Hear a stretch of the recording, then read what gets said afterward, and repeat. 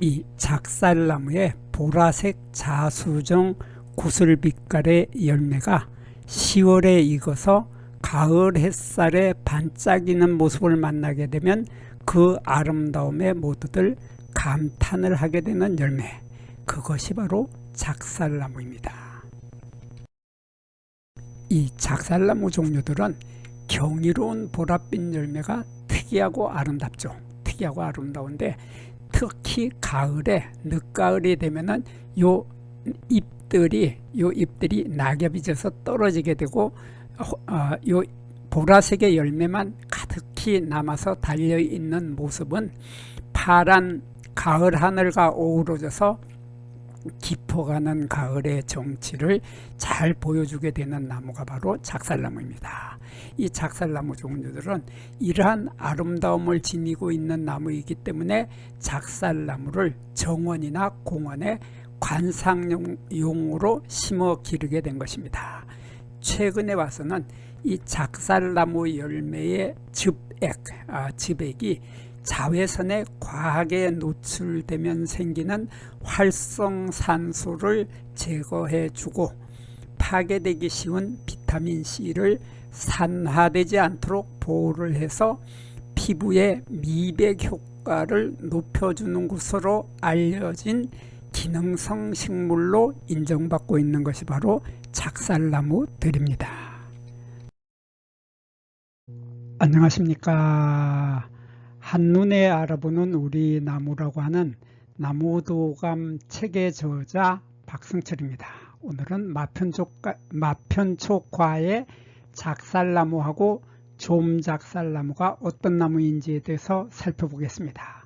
이 작살나무라고 하면 뭘 작살내는 것처럼 아주 고약한 이름이 붙어 있지만은 사실은 이 작살나무는 꽃도 예쁘고 열매도 아주 아름답습니다. 그래서 가을이 되면은 그 보라색의 열매가 보석보다도 더 찬란하게 아름다운 열매를 맺는 것이 작살나무하고 좀작살나무인데 두 나무는 아주 비슷하지만은 또 다른 점도 가지고 있습니다. 그래서 오늘은 두 나무의 차이점이 무엇인지에 대해서 살펴보는 시간을 갖겠습니다. 이 작살나무의 이름의 유래를 잠깐 살펴보겠습니다. 이 작살나무는 나무의 원줄기에서 두 개의 가지가 마주 보면서 양쪽으로 갈라지게 되는데 이때 원줄기에서 양쪽으로 갈라지는 가지의 각도가 60도에서 70도 정도로 물고기를 잡을 때 쓰는 삼지창이나 작살의 모습과 비슷하다고 해서 그래서 이름이 작살나무라고 붙은 것이라고 합니다.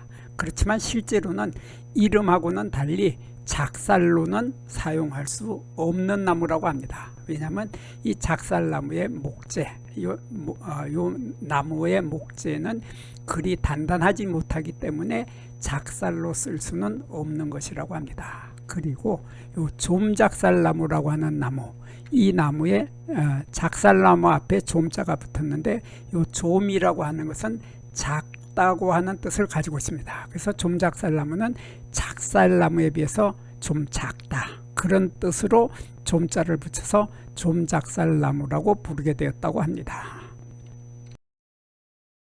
이 작살나무의 꽃이 피는 모습을 보면 잎 겨드랑이에서 꽃대가 나옵니다. 이렇게 보면은 가지가 있고 가지에서 이렇게 잎이 달리는데 잎이 달리는 요 잎자루하고 요 꽃대가 거의 붙어 있는 상태로 이렇게 꽃대가 이렇게 올라옵니다. 여기 잎이 달리고 잎의 겨드랑이, 이것을 한자로는 우리들은 엽액이라고 하죠. 이렇게 잎자루가 있고 꽃자루가 바로 이렇게 붙어 있는 상태, 이렇게 붙어 있는 상태로 이렇게 잎자루와 꽃자루는 거의 붙어 있는 상태로 꽃이 피는 것이 작살나무인데 거기에 비해서 좀작살나무는 잎자루와 꽃자루의 사이가 약간 벌어져 있습니다.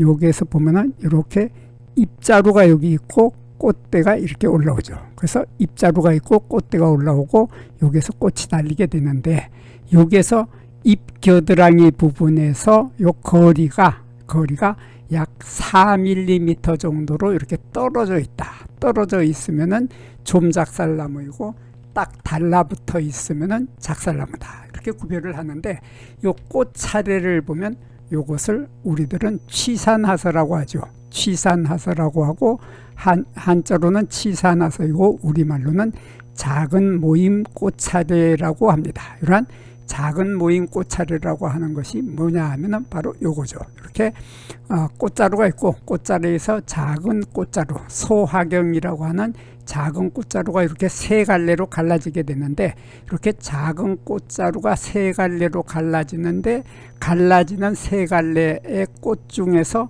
가운데 있는 요 꽃, 요 가운데 있는 꽃이 가장 먼저 꽃이 피고 그 다음에 여기하고 여기에 양 옆에 있는 꽃들은 요 꽃이 핀 후에 완전히 핀 다음에 2차로 여기에 꽃이 핀다. 그래서 제일 먼저 꽃이 여기가 가운데가 먼저 피고 양쪽은 그 뒤에 꽃이 피는 것을 우리들은 취산하서라고 하고 한자로 취산하서라고 하고 우리말로는 작은 모임 꽃차례라고 합니다. 그래서 이렇게 작은 모임 꽃차례 취산하서인 것은 작살나무나 좀작살나무나 똑같습니다. 그렇지만 꽃이 피어 있을 때 꽃 하나의 모습을 보면 두 꽃 작살나무나 좀작살나무는 쉽게 구별을 할 수 있는데 우선 이렇게 보면 암술대의 길이가 아주 길죠. 암술대의 길이가 길고 수술은 길이가 짧습니다. 그래서 암술대의 길이가 길기 때문에 꽃이 피어 있을 때 보면 암술대가 도드라지게 이렇게 길게 튀어나와 있는 이렇게 길게 튀어나와 있는 것이 작살나무인데 거기에 비해서 좀작살나무는 암술대와 수술대의 길이가 거의 비슷합니다. 그래서 여기 암술대가 있고 암술대가 있는데 수술대의 4개의 수술대의 길이와 암술대의 길이는 길이가 거의 비슷하죠. 이것도 보면 수술대와 암술대의 길이는 서로 비슷합니다. 그래서 꽃차례가 피어있는 꽃차례 전체를 보면은 꽃차례에서 암술대가 그리 길게 올라오지 않는다. 그래서 수술과 암술대의 길이가 거의 비슷하면은 좀작살나무이고 암술대가 길이가 길어서 도드라지게 길게 보이면은 작살나무다. 이렇게 구별을 하면은 작살나무와 좀작살나무는 꽃이 피어 있을 때 쉽게 구별을 할 수 있습니다. 그리고 작살나무와 좀작살나무는 꽃으로만 구별을 합니까? 그렇지 않습니다.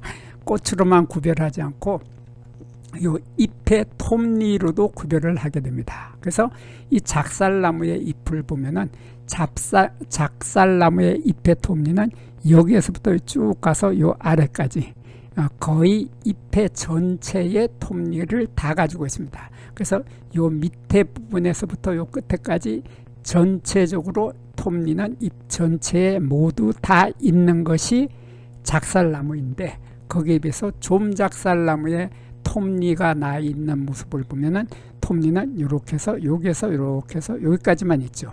이렇게만 있고 여기에서 여기까지만 있고 요 아래쪽 부분에 중앙의 아래쪽 부분에는 톱니가 없습니다. 그래서 여기 보면 여기에는 톱니가 없고 위쪽에만 톱니가 몇 개가 숫자가 적게 이렇게 톱니가 있다. 그래서 잎 가장자리의 톱니는 중앙의 위쪽에만 있다. 그래서 잎 전체를 보면 잎의 중앙이 여기쯤 됐는데 여기에 중앙보다가 위쪽에만 톱니를 가지고 있으면은 좀자를 붙인 좀작살나무이고 좀자를 뺀 작살나무는 잎의 거의 전체에 요 끝에서부터 요 끝에까지 거의 전체에 다 톱니를 가지고 있다. 그래서 톱니의 모습으로 두 나무는 작살나무와 좀작살나무는 구별을 하게 됩니다. 그리고 작살나무의 이 어린 가지를 보면은 어린 가지는 이렇게 보면은 여기 어린 가지가